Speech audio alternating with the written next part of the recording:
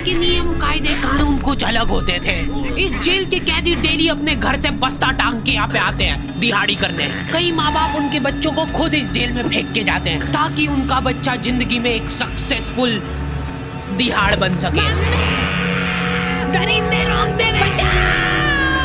मैं अपनी दिहाड़ी करने वैन से जाता था। हमारी वैन वाले ड्राइवर का नाम था भैया जी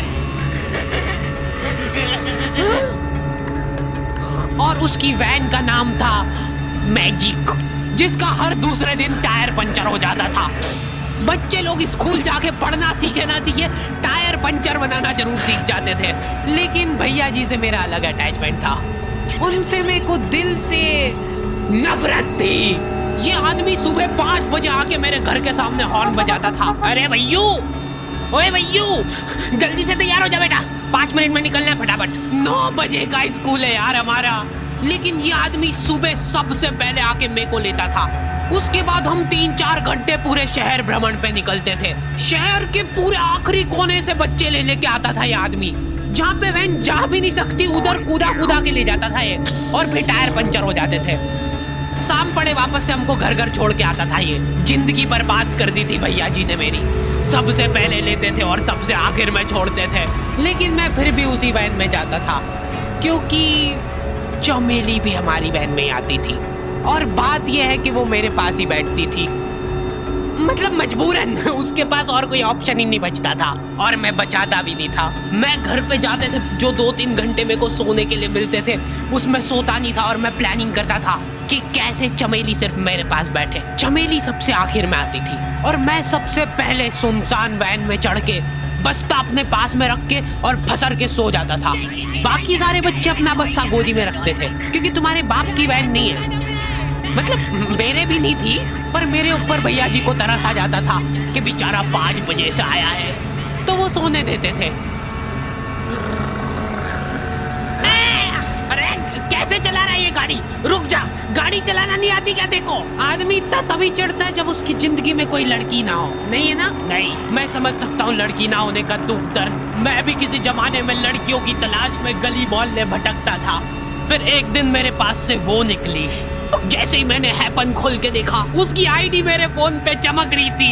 हैपन ये एक रियल लाइफ डेटिंग ऐप है। यहाँ पे तुमको वो लोग मिलेंगे जो तुम्हारे आस पड़ोस से निकले हो कभी ना कभी। 100 किलोमीटर दूर रहने वाले लोगों से बात करके फायदा ही क्या जब तुम मिल ही ना पाओ। और अगर तुम्हारी घिनौनी शक्ल देख के यहाँ पे तुमसे कोई प्यार मोहब्बत नहीं भी करता है तो तुम फ्रेंडशिप तो कर ही सकते हो फिर भी। So go and check it out, Happen. Link is in the description. लेकिन मैं सोता नहीं था, मैं आंख बंद करके चमेली के घर का इंतजार करता था। तो क्योंकि चमेली आखिरी में आती थी तो वैन पूरी पैक पुक हो रखी होती थी, बच्चे बाहर उबल रहे होते थे और मैं अपना बस्ता पास में रख के एक्टिंग देखो एक्टिंग। और जैसे ही वो आती थी, हड़बड़ाना नहीं, ऐसे टाइम पे हड़बड़ाते नहीं है कि फटाफट बैग उठाया और आओ इधर बैठो जल्दी। मत करना ये हरकत, भाग जाएगी वो। ठरक नहीं झलकना चाहिए जरा सी भी, एकदम सटल रखना है। क्या हुआ? और कहीं जगह नहीं है क्या? तेरे मुंह में मूत दूंगा मैं। अच्छा ठीक है, इधर ही बैठ जाओ। देख रहे हो एक्टिंग देखो तुम लौटने की। ना जाने कौन सी नशीली खट्टी मीठी खुशबू लगा के आती थी चमेली। आज तक उसकी खुशबू है मेरी नाक में।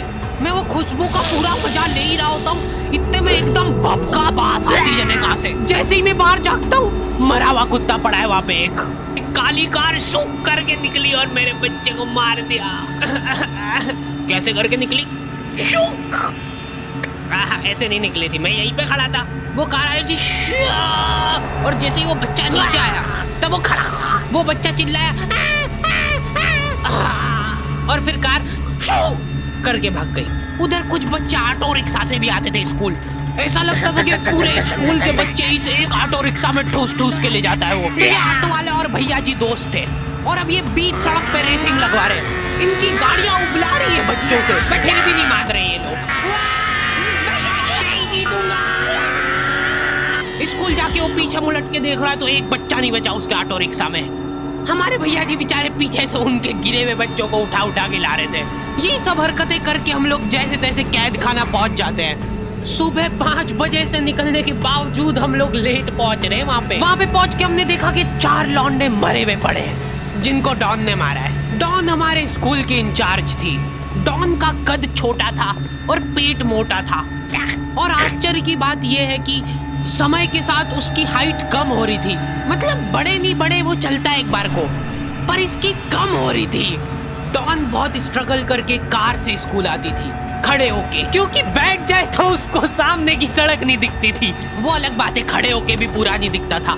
हर रोज 2-4 कुत्ते कुचलते हुए आती थी वो। फिर मेरे को समझ आया कि रास्ते में जो कुत्ते दिखे थे वो डॉन इस कैद खाने में छत पे बैठी रहती थी स्नाइपर लेके।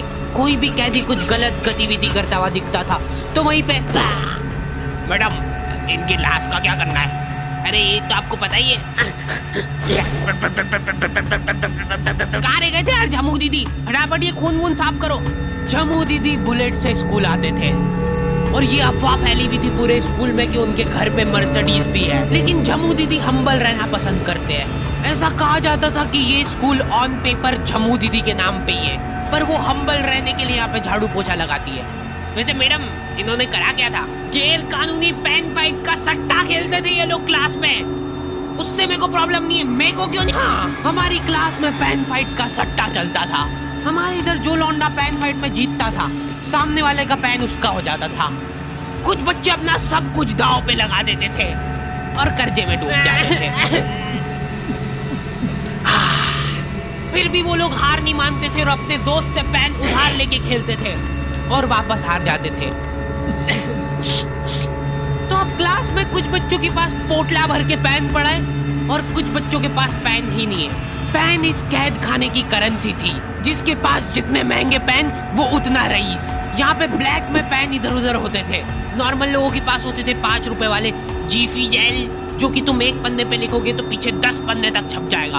और उनसे भी गए बीते लोग होते थे जो 3 रुपए वाला यूज एंड थ्रो लेके आते थे और उससे भी उनकी अच्छी राइटिंग आ जाती थी। बहुत चिढ़ मचती थी यार मैं कौन से। और कुछ चुनिंदा रईस लोग होते थे जिनके पास होता था ट्राईमैक्स। हर बच्चे का सपना होता था कि उसके पास एक ट्राईमैक्स हो, साथ में आसपास 2-4 लड़कियां हो।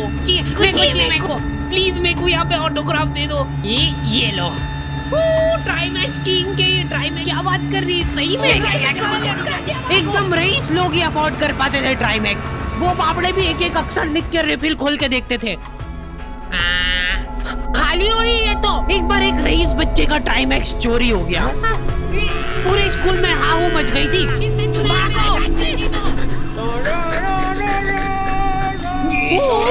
वो देखो, उस दिन हमको पता चला कि वो आदमी दौड़ भी सकता है। हमारे स्कूल में कुछ भी कांड हो रहा है, ये आदमी सबसे पहले दौड़ के आएगा। पूरा बैग खोल चोर, और बच्चों के बैग चेक करेगा। स्कूल वालों को भी इसकी सैलरी देते वक्त सबसे ज्यादा आखरती है। सैलरी किस चीज की? इस आदमी की शक्ल देख के ऐसा लगता था कि ये स्पोर्ट्स की आड़ में वैन वालों के साथ मिलके बच्चों की स्मगलिंग करता है। इस महान आदमी का नाम था भूषण। इसने अपनी जांग पे टैटू करा रखा था। भू अलग जांग पे, सड़ अलग जांग पे। सर कल से खो खो खेलने के लिए कितनी बजे आना है? वो तो बैग चेक करा पहले तू।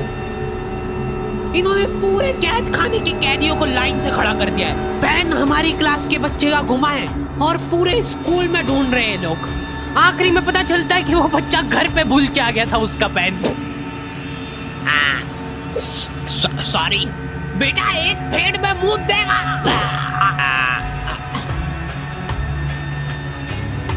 ऐसे तो नमूने बच्चे थे हमारे स्कूल में, और टीचर लोग उनसे भी गए बीते थे। हमारे स्कूल में टीचरों को उनके नाम से कोई जानता ही नहीं है। बच्चों ने उनकी हरकतों के अनुसार टीचरों के नाम रखे हुए। हमारे इंग्लिश वाले टीचर का नाम था छोटा भीम। इससे चिड़चिड़ा आदमी मैंने आज तक नहीं देखा। छोटा भीम की हॉबी थी लड़कों को कूटना। उस बेचारे की हाइट छोटी थी तो बच्चे के मुंह तक उसका हाथ ही नहीं पहुंचता था। बेचारा ऊंचक ऊंचक के मारता था, फिर भी कमर तक ही हाथ पहुंच पाता था उसका। एक पॉइंट पे मेरे को ऐसा लगने लग गया था कि उसको सैलरी लड़कों को कूटने की मिल रही है। कभी किसी बच्चे को बहुत ज्यादा मार दिया, घायल हो गया वो बेचारा, ये लो आपका एक्स्ट्रा बोनस। होमवर्क तुम्हारा बाप करेगा क्या? तू भी मर जा। ये लो। अरे वाह, नहीं चल रही, सांस तो नहीं चल रही है। हाँ कंफर्म कंफर्म मर चुका है ये। ये लो आपका प्रमोशन हो गया है। लड़कियों से उसका अलग अटैचमेंट था। कौन सा परफ्यूम लगा के आई हो? सर थोड़ा थोड़ा दूर रहो। अरे मैं कुछ कर थोड़ी ना। भोली सी सूरत और आंखों में ठरक लेके स्कूल आ जाता था ये daily. So this means that